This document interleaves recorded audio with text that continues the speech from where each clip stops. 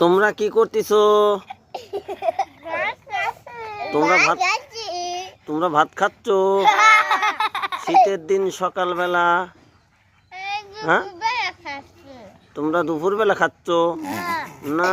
সকাল এখন তো হলো 10টা বাজে। ও, এই জন্য তোমরা সকালে বসে ভাত খাচ্ছ। কি দিয়ে খাচ্ছ? তুমি মাছ, ছোট মাছ। তুমি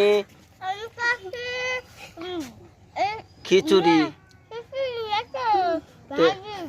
ও, খিচুড়ি ভাজি। আর তুমি?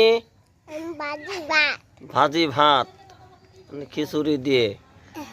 এত সুন্দর করে 3জন বন্ধু বসে একসাথে খাচ্ছ।